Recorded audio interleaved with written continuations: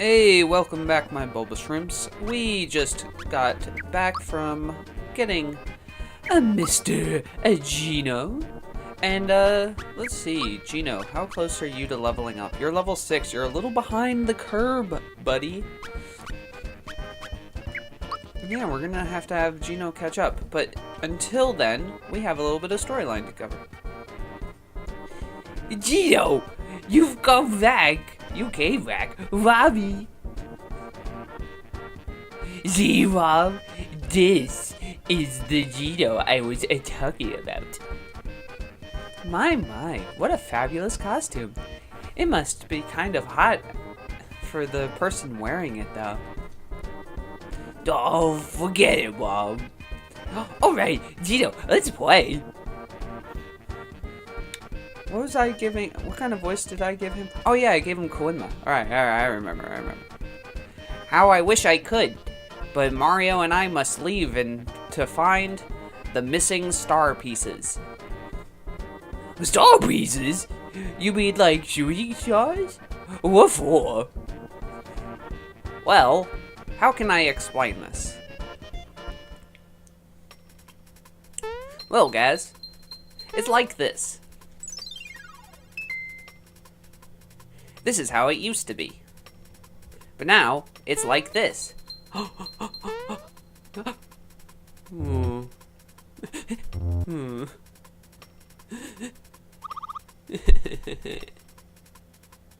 you get it? Nope.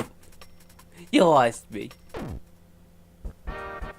Well, let's just say, wrong person. Well, let's just say that if things stay the way they are, your wishes will never come true. What? Do you mean if I grow up, I won't ever be strong and cool like you? No one's wishes will come true until the star pieces are found and the star road is repaired. Which is why I have chosen to join these two in order to find the missing star pieces. So that's it. Well, Mario needs all the help he can get. Anyway. Gio, I have lots of dreams. Please go fix this star road and make sure they all come true. That's a promise. Cool! Hear that, Bob? I'm going to get a Switch by tomorrow, even though this came out in '96. Anyway. Oh, wait a minute. This is yours, Gino, so take it along with you. Ooh, I got the finger shot. Thanks for being a good sport, guys. I'll see you when I get back. And you're not going to do anything? Alright, good. So now, the whole point of that excursion was, unlike Mallow, who took a billion effing years to get an equipment, we got one for Gino basically immediately. How nice. Isn't that nice? It's so nice. So there we go. We're done with this town. And moving on, we shall. So, this is actually an optional zone right here. That's why you can immediately just walk past it and keep going. But what's the fun in that? We're gonna do it. Oh, shoot. I was so expecting to be on the bottom side. Alright, there we go. There we go. This is an optional zone that takes you to Yoster Island, as I believe it's called in this game. It's a little bit of damage. Just a bit of damage. Actually, it's funny because everything in this area, I don't know why, but it's all relatively weak. And it's like mostly like generic enemies that you'd find like with Bowser's like Kremlings. Like everything else in the game you fight for the most part is connected to is connected to Smithy in some way. This area is actually kind of like classic Mario land. They are extremely resistant to magic, it would seem. Yeah, sometimes when you haven't played in a while, you forget things like this. One thing. Yeah, so let's see. They're very vulnerable to magic. Oh, you know what? This guy has almost no health left because Gino hit him. So when Mallow's turn comes up again, we'll hit him with the old psychopath. Oh no. The jump button didn't happen. Oh no. Ah. Nothing happens from that other than you go flying backwards. Alright, let's see. We'll hit this guy. I actually missed the timing on that one. That's fine. Gino wasn't actually killing them in a single hit too frequently anyway. So it doesn't matter. Flame. Yet again, can't block magic. Just gonna have to eat it. Miss! Or it can just miss. That's always nice. Psychopath. What's on your brain? I want to know what your fortune cookie says. Fire everywhere! He just wants, he just wants to be warm. I think Mario is strong enough to one-shot these guys. Yes he was. So Mallow will be able to finish this guy off, or maybe I'll do an HP rain. It's funny because these guys' magic seems fairly strong. I have to admit, it's not very often I use the old HP rain. We got the big one. Who do we get next? Oh yeah, there's 2 more characters in this game. Both of them have already been shown. If you're afraid of spoilers, I guess I won't tell you who they are. But I will say that we've already met them. Oh, that's weird. Mario didn't do enough to one-shot at that time. Odd. Whatever. Yeah, so there's normal Goombas in this area. And I mean, they're not like, oh, these Goombas are stronger than the old ones. No, they're like the same Goombas. I think it gave us 1 experience point. Yeah, because I don't think you can ever earn less than 1 experience point. No, there's, I forget where some of the chests are. And that was like a very obvious chest location. So I was just double checking if there was in fact one up there. And as you may have noticed, there was not. So, alright, we got rid of all them. It's basically a waste of my time because killing 3 of them is still only 1 experience. The piranha plants are not a waste of our time. When there's only 1 of them, it might feel that way. But good old PD piranhas. Let's see. Worth 2 experience points. Although, it's really worth like 2 each. There we go. Now there were some secret areas in these. And it's funny because this one, there's no way to do this normally in the game. But when you run at this thing, oh my god. Yeah, there you go. When you run at that thing, you can actually slide underneath it like good old-fashioned Mario mechanics. There's also a hidden block right there to get this chest. So yeah, good stuff. It's trying to be reminiscent to how in the original Mario Brothers, oh my god, I don't know if I've ever killed the golden snippet. I'll have to come back here at level 30 and see if Gino can one-shot the golden snippet. Because I don't know if I've ever actually done it. The golden snippet is not only rare, but he'll only show up in this area, and when he does, he immediately runs away. I don't know if he has an attack. I don't know how much experience he gives. I don't know how many coins he's worth. All I know is he'll show up and immediately run away. I would assume he's worth a lot. But, as you may have noticed, the Goombas used to be worth, like, an experience, like, 1.5 experience. So I used to be able to, at the very beginning of the game, defeat 3 Goombas, and it gave me 2 experience points. Now they'll only give me 1. That's because the way experience points work in this game, or enemy experience, is as you go on in the game, it's not how high level you are, it's how,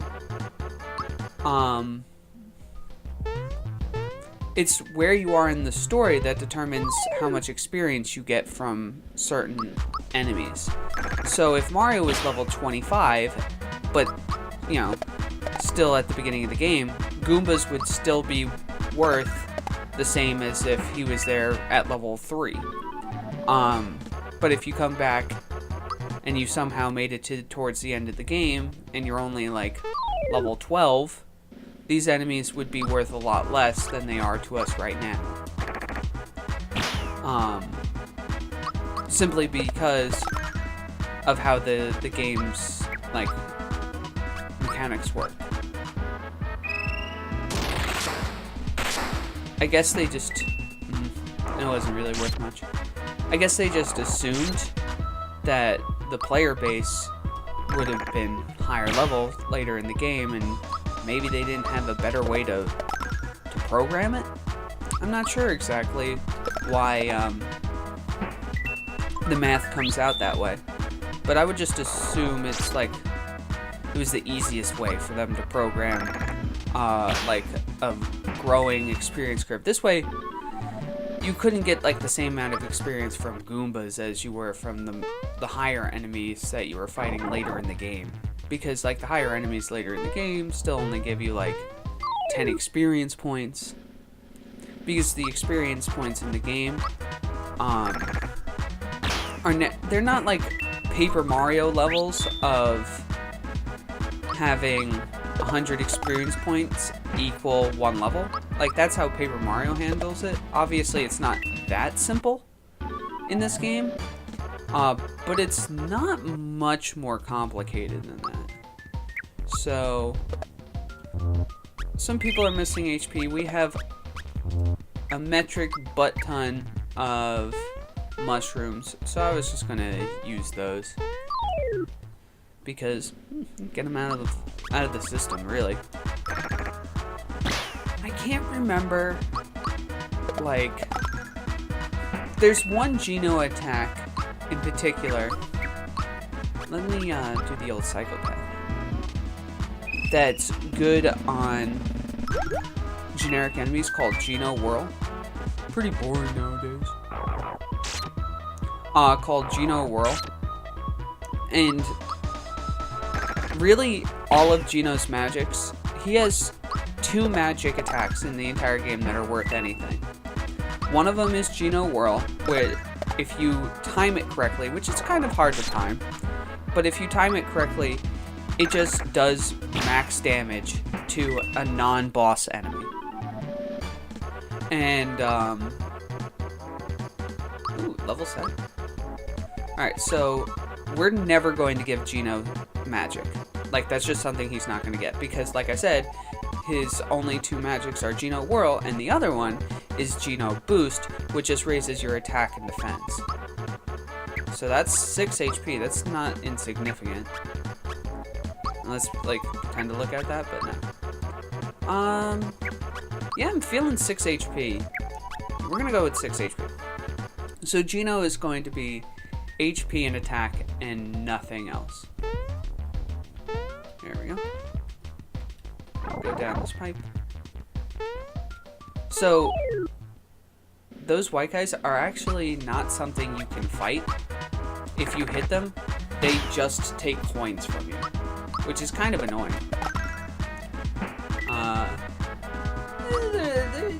I don't like them. No, sir, I don't like them. They're kind of just there to screw with you. Do you have the true form pen? You do not. I must have given it to Gino. Yeah, I kind of remember Gino having the true form pin. His Mallow is kind of okay to use magic. And just defend yourself, because where normally your magics would be fine, here they're pretty worthless. So, Mario's sleeping. Oh, that's alright. Gino gotta kill him. Good. So we can only just jump over those things.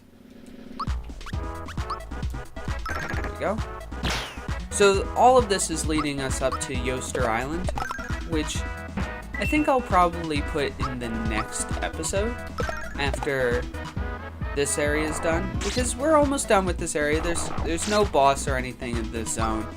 It's just like kind of a gauntlet match of piranha plants, and actually it's a bit of a platform like section.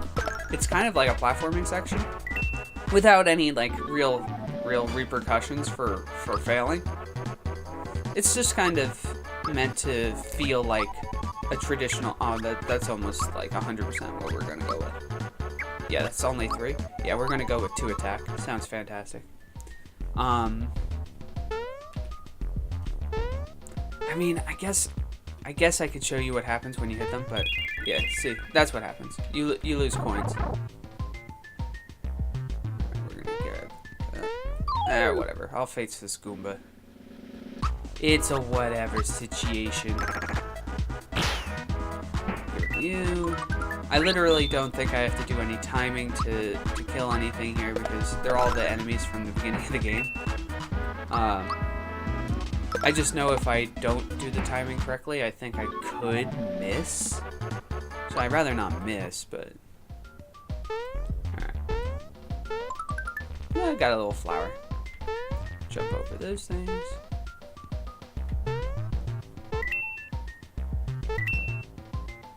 Yeah, those are like the classic coin blocks where if you don't keep jumping under it, they're timed, not valued. So they only have as many coins in them as you can get out of them in like 3 seconds. So I got 2, but whatever. I'm not gonna lose coins trying to get more. We're so rich right now. It doesn't even really matter. I think there's like a hidden chest around here somewhere, but I can't remember where. Is this it? Is that the end of this area? It was the end of this area. And so we're going to end this episode now that we're at Yoster Island, because the next episode is going to involve us possibly failing really bad at the Yoster minigame, because like this game is somewhat precise, and based on how poorly I did at the timing on the, like, what was it? Based off of how poorly I did in the timing of the barrel jumping minigame earlier when we were doing that, I'm assuming I'm actually going to do pretty terribly at the Yoster running minigame that's in this area, but we'll find out. Hopefully I'm able to actually keep pace. It's a fairly easy rhythm game, but they don't have like if it was modern day gaming, this is where you can see the difference between classic game design and modern day game design. When we get to it, I'll go further into it, but let me just say right now, before this episode ends, forgive me if next episode does not involve me beating Boshi. So, yeah, you've been warned. Thanks for joining me. I'll see you next week. No. We're We're coming out with these every day. I'll see you tomorrow, actually, with more Mario RPG, The Legend of the Seven Stars. Thanks for joining me, guys. Peace.